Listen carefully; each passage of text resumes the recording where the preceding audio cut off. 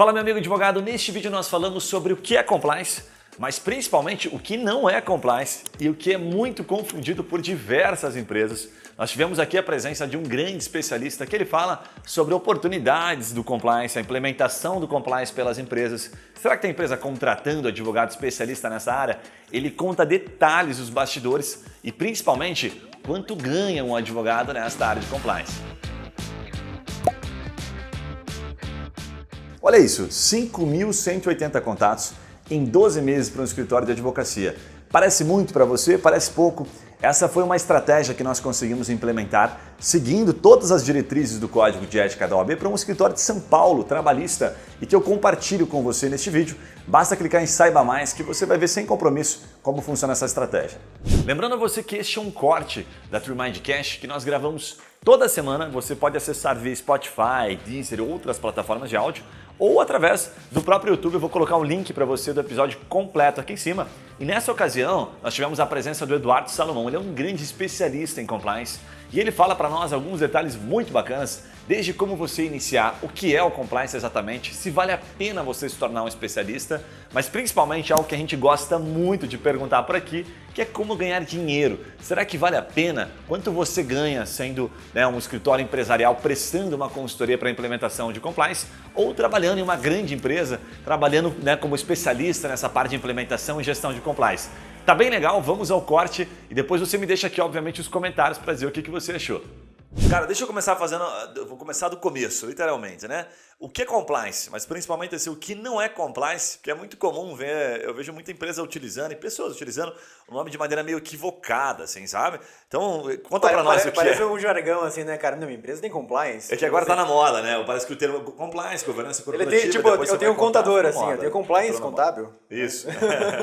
Então, vou tentar destrinchar isso. O que é compliance? Ele vem do termo to comply americano, né, que é estar em conformidade. Estar em conformidade com as leis, estar em conformidade com os regulamentos internos ou externos, estar em conformidade com qualquer tipo de normatização que seja vinculada à sua atividade empresarial.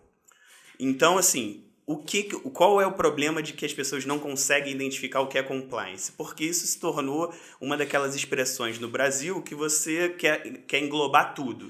Mas principalmente se transformou uma coisa como se fosse a polícia federalização das empresas. Então, estou botando aqui um xerife na minha empresa que vai supervisionar cada detalhe, que vai, na maioria das vezes, é esse o entendimento, que vai burocratizar muito a minha operação, que vai engessar muito a operação. Então eu acho que é por isso essa dicotomia entre o que realmente que é só você criar uma cultura que esteja na empresa para que as atividades sejam prestadas em conformidade com a lei, com todas as normatizações, mas por outro lado tem essa ideia de que é uma fiscalização, uma burocratização excessiva. Então o compliance não é o xerife, é só mais uma pessoa na empresa que quer fazer com que as regras sejam aplicadas e cumpridas. E também parece que o compliance, assim, de forma leiga, é só para empresa que está, tipo assim, numa área muito nebulosa, assim. Então, tem muita, talvez, a parte com o direito ambiental, assim, eu preciso do compliance para não gerar uma multa, eu preciso do compliance para não gerar algum problema futuro. A ideia é exatamente essa. As empresas e as pessoas, os funcionários, veem o compliance exatamente como isso. Para que eu preciso fazer isso? Para evitar responsabilização. Não é para isso, é realmente para criar uma cultura dentro da empresa. Porque assim, em toda empresa, você vai ter lá, dentro de 100% de pessoas, você vai ter o que a gente chama de bolas verdes, bolas amarelas e bolas vermelhas. As bolas verdes são as pessoas que estão já suscetíveis a aplicar as normas que estão ali postas para a empresa. As amarelas, elas vão ficar meio que nebulosas. Assim, se a alta administração for verde, eu vou para o verde. Se a alta administração ela for mais para as bolinhas vermelhas, que são as pessoas que já não estão com ânimo de cumprir as regras, então, assim, é uma política, é uma cultura, você trazer uma bagagem de integridade dentro da empresa, cumprimento das normas. Agora, assim, ainda dentro disso do que é o compliance, pensando na aplicação, tá? Você, por exemplo, até vou pedir para você citar já como era no Cruz Vermelha, né? Uhum. Dá um contexto, inclusive, para quem não sabe, né, o que é a Cruz Vermelha, para ficar mais fácil de entender. Quando você fala das bolinhas, eu fico pensando assim, puta, você já sabe identificar, né? Você está andando pelo corredor da empresa, o cara fala que ele ali é bolinha vermelha. Aquele ali tem que ficar esperto com ele. Mas o que você faz exatamente? O que faz o profissional do compliance? Como é que você investiga esse trabalho para saber se está sendo cumprido? É um trabalho muito complexo que, em primeiro lugar, por causa dessa questão das bolinhas amarelas, verdes e vermelhas, você precisa ter o comprometimento da alta administração. Então, isso quer dizer você expressamente dizer que a alta administração está comprometida em aplicar aquelas normas, que não é só falácia, tem muito isso no Brasil. Eu que tenho que fazer compliance porque é uma exigência, porque eu quero evitar responsabilização, mas é só como se fosse para inglês ver. Você chega lá, o monitoramento não é adequado, a prevenção não é adequada, a matriz de risco não existe. Eles pensam assim, eu vou fazer aqui um código de ética que vai ser suficiente para que os meus funcionários cumpram isso, mas não vou monitorar, não vou prevenir, não vou fazer a matriz de risco. E aí, se eventualmente ele for pego com alguma coisa, falar, mas eu disse a regra aqui, poxa, mas você não fiscalizou seu funcionário? E isso se dá porque, assim, a responsabilização agora, depois da lei anticorrupção, por qualquer dano. E esse dano pode ser ao erário, pode ser tributário, pode ser ambiental. Qualquer dano, a empresa pode ser responsabilizada, a própria empresa, não só a pessoa que cometeu aquele ilícito ou descumpriu aquela norma. Então, as empresas elas pensam, eu vou fazer aqui para um plano para evitar que eu seja responsabilizado. Isso quer dizer, na maioria das vezes, um código de ética que não é nem de nenhuma forma feito um acompanhamento dele. E o trabalho do advogado vai até onde? Assim, eu quero dizer, você cria o manual, você cria o treinamento ou normalmente você, chega lá, Eduardo, tá aqui, o problema tá aqui, o gestor, né? Resolve aí, me avisa quando acabar. Então, até por causa da experiência da Cruz Vermelha, que foi começar do zero isso, após um escândalo de corrupção, como eu tive que fazer desde o começo, é uma coisa que eu tenho experiência de fazer desde o começo. Desde as primeiras atas que fazem o comprometimento da alta direção, a avaliação de risco, que envolve prevenção e identificação, que vai para monitoramento. Monitoramento pode ser através de entrevistas, pode ser através de due diligence. Depois, a solução dos problemas, né? Olha, nós temos esses problemas na nossa avaliação de risco, a gente achou esse risco. O que a gente tem que fazer? Esse risco a gente vai mitigar. Vamos, então, fazer uma outra forma aqui, vamos tentar mudar a estrutura da empresa para mitigar esse risco. Vamos corrigir isso. Isso é um risco muito grande, eu considero que isso pode impactar a imagem, pode impactar financeiramente a empresa. Então, vamos evitar esse risco ao máximo. E tem o risco que você toma. Então, assim, isso é uma avaliação da empresa, dos gestores, dos principais gestores da empresa. Eu vou tomar esse risco aqui, mas na próxima avaliação, no próximo monitoramento, você vai manter esse risco, você vai se manter tomando esse risco. O problema do empresariado brasileiro é que ele é um tomador de risco por essência. E ele é um tomador de risco sem previsão. Ser brasileiro é um tomador de risco. Com certeza. Nasceu brasileiro, tá tomando risco. Tipo, sair na rua, assim. Não, ele é um tomador de risco por essência. Mas, assim, ele não sabe efetivamente quais são os riscos. Porque ele pensa... A cabeça do empresário é muito diferente da cabeça do funcionário, que é muito diferente da cabeça do parceiro, do fornecedor. Isso tudo, para você evitar qualquer tipo de responsabilização, você tem que estar mapeado. Você tem que mapear... Muitas das vezes, numa grande empresa, você tem que mapear o que o funcionário fala nas redes sociais, porque pode ser uma coisa que comprometa o que a empresa prega como valor. Vou dar 2 exemplozinhos assim, que são emblemáticos de como, se a estrutura de compliance fosse mais bem adequada nas empresas, como ia evitar algumas responsabilizações. Vou dar o exemplo número 1, que é o que aconteceu no Carrefour, do funcionário que foi espancado até a morte no... Nós gravamos até um podcast sobre esse assunto, com 2 convidados assim, muito legais. Não quero entrar no mérito de se é claro, racismo claro. ou não. Claro que Mas muito legal isso. parece ser, a princípio, não quero julgar ninguém. Mas o que? Logo depois, o Carrefour aconteceu e o Carrefour estava nas redes sociais, vamos dizer assim, de 4. Ele falou, vamos fazer o que aqui? Cara, o que a gente vai fazer? Começaram a se comprometer com inúmeras coisas que, se eles efetivamente tivessem avaliado esse risco, treinado esse cara, olha, você não pode expulsar, você não pode dar um mata-leão na pessoa, você não pode, sabe, um treinamento bem feito, um monitoramento adequado. Assim, isso teria sido evitado, porque eles iam falar, olha, eu fiz tudo o possível, a conduta foi pessoal, eu assumo o risco como negócio, isso é uma coisa que o negócio pode acontecer, Mas é uma conduta especificamente desse funcionário que foi racista e que agiu de maneira inadequada no trabalho dele. Ele foi... Olha aqui, ó, esse treinamento aqui, como foi feito, um treinamento antirracista. Olha esse outro treinamento aqui que foi feito de ações violentas, como você tem que reagir numa ação violenta. Então, assim, é um caso muito emblemático de como o Carrefour ficou vendido. Eu usei um termo um pouco chulo antes, mas ficou vendido. Esse fato, por exemplo, do Carrefour, é que, de certa forma, eu não sei se aconteceu, né? Mas você citou algo do Cruz Vermelha que eu achei muito interessante. Depois de um fato ali, né, que gerou uma repercussão muito negativa para a Cruz Vermelha, eles resolveram implementar o compliance. Esse do Carrefour, houve uma implementação de compliance? Você acha que esse tipo de assunto se propaga em outros supermercados? Tipo, é nesse momento que as empresas, como você bem colocou, às vezes o empresário nem sabe do tamanho do risco. Fico pensando eu, como empresário aqui, tentando defender um pouquinho o Carrefour, não defender da causa em si, né?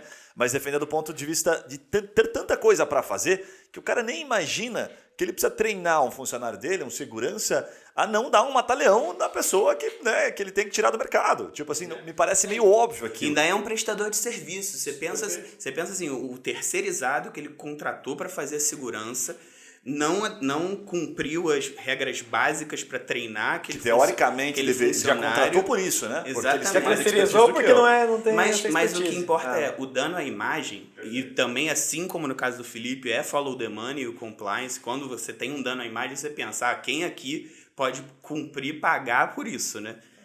Faz todo sentido. Então, assim, o problema ali é assim, o Carrefour não tinha documentação, não avaliou isso corretamente, não avaliou a ponto dele se precaver e fazer os treinamentos cabíveis para que isso fosse não evitado, porque você nunca tem como evitar todos os riscos do negócio, mas se você mapeou antes, você sabe, se acontecer isso, o dano à imagem é gigantesco, principalmente como a gente...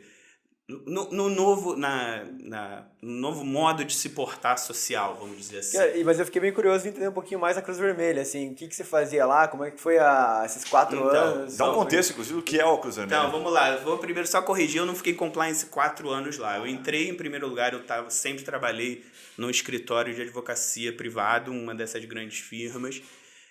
Fiz muitos amigos lá e a especialização sempre foi foco empresarial. Isso desde a parte societária até principalmente a área de recuperação judicial e falências.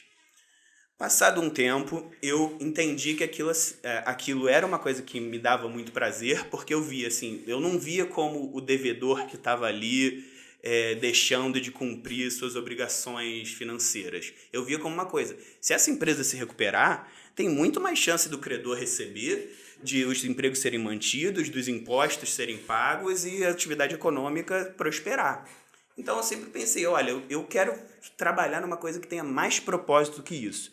Eu sei que eu estou ajudando, eu sei que é uma coisa... Isso eu acho que é um pouco da minha personalidade. Eu tenho um pouco daquela personalidade ativista. Então eu sempre tenho que entender, tenho que ver que isso é uma coisa que atende o meu propósito de ajudar. E isso no escritório a gente tem muito claro isso. Tanto na parte de integridade, da gente estar sempre fazer o trabalho de casa correto, fazer tudo da forma correta para demonstrar para o cliente que a gente está buscando sempre atender exatamente o que a gente está pregando.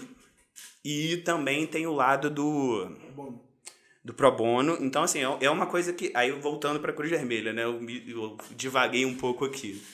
Voltando para a Cruz Vermelha, eu entrei por um chamado, assim, fui convocado para ser advogado.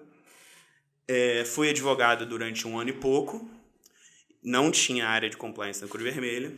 Uma das suas filiais passou por um escândalo de corrupção e, por causa desse escândalo de corrupção, se viu a necessidade de mudar um pouco os controles e, assim, não foi imediatamente, foi uma coisa gradual. Então, aos poucos. Então, vamos mudar os controles de fiscalização especificamente nessa área que teve o escândalo.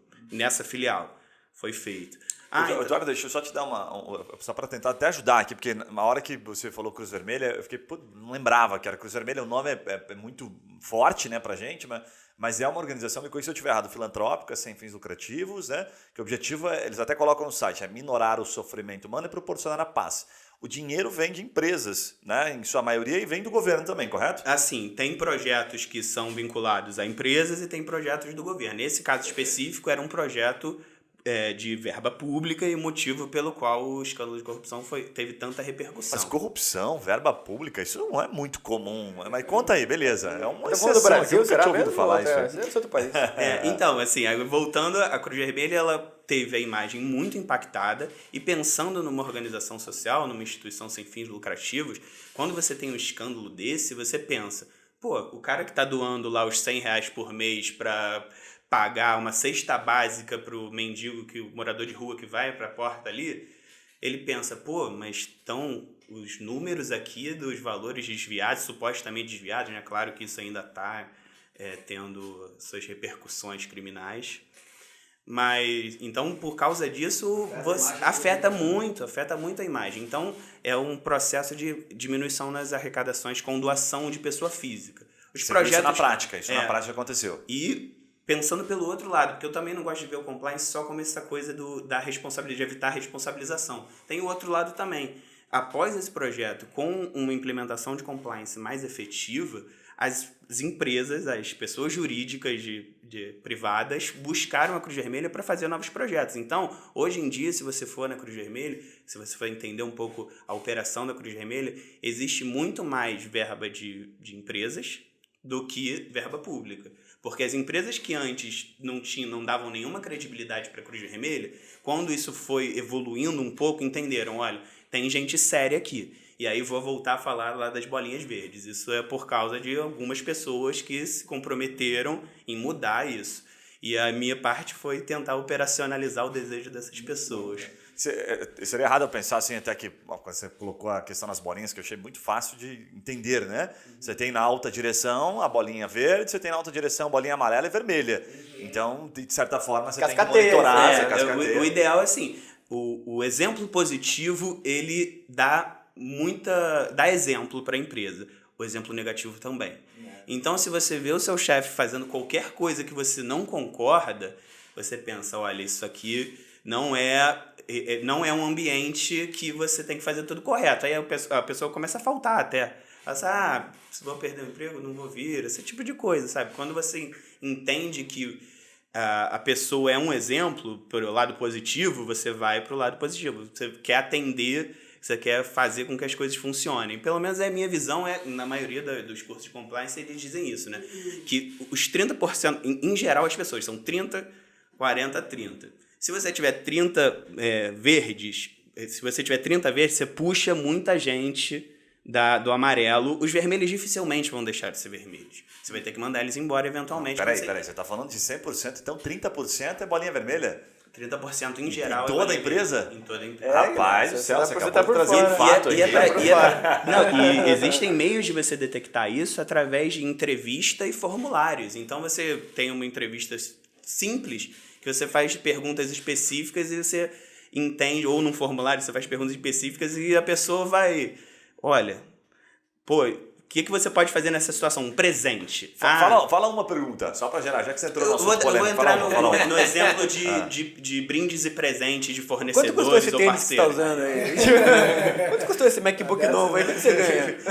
Não, isso realmente é mais difícil. Mas seria mais nesse sentido. Olha, você aceitaria um presente de um fornecedor que você teve um presente e aí normalmente você bota o valor do presente. No que é abaixo de R$500, normalmente, eu acho que o ideal tem que ser 100. Não pode passar de R$100 o valor de um presente de um fornecedor ou de um parceiro.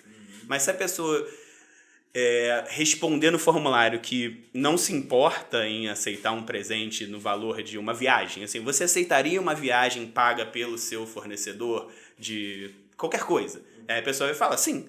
E aí você já detecta muito simples. Cara, isso não daria certo em clínica médica, né, cara? Imagina fazer compliance, fazer compliance em clínica médica, né? Chega pro médico, você aceitaria uma viagem? Essas que você ganha todo mês aí, Você aceitaria lá? Não, você aceitaria mais uma viagem, é diferente. Você dobraria? É claro que depende da empresa, na medicina realmente é muito comum isso, mas aí você regula isso. Você bota, o presente não pode passar de R$1.000, Eu acho que na Cruz Vermelha especificamente, como eu não era de fins lucrativos... Primeira classe tá abolida. R$100 era o limite para ser reservado. Então é um chocolatinho, é um vinho no máximo, não muito caro, é isso. Um exemplo de pergunta. Mas sabe que eu fico pensando enquanto você fala, assim, que o compliance, ele me parece que você tem que ter uma vasta experiência em várias áreas, né? Tipo assim, você não consegue identificar um problema criminal se você não conhece a base, né? Você não consegue identificar um problema ali de contratual, trabalhista, previdenciário até, se você não tem essa base. Como é que você usa todas essas especialidades para o compliance? Normalmente você vai nas entrevistas, né? Você vai entrevistando de baixo para cima, né? Alta direção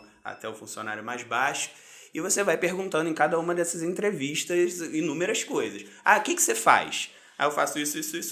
Aí você entende quais são os ramos de direito envolvidos naquela pessoa específica, a atividade que aquela pessoa única faz ali. A alta direção vão ser muito mais atribuições que você vai ter que ver. Mas você pensa assim, poxa, o que eu vou fazer aqui? Isso aqui é um dano ambiental, que vamos fazer, não é minha área de expertise. Do Felipe, do nosso escritório seria, mas imagina se eu estivesse sozinho. Área ambiental eu conheço parcialmente.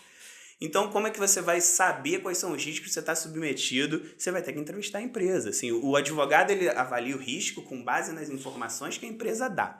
Então, assim, o advogado ou o profissional de compliance que estiver ali contratado, ele vai usar as informações da empresa e falar, assim, então você tem que cumprir essa regra. E o próprio jurídico da empresa ou o terceirizado, uma hora ele vai detectar, olha, aqui parece que tem um descumprimento. Quem está descumprindo? Por quê? É por causa de uma cultura da empresa que a gente vai ter que subir lá em cima para que mude o regulamento ou que mude o código de ética?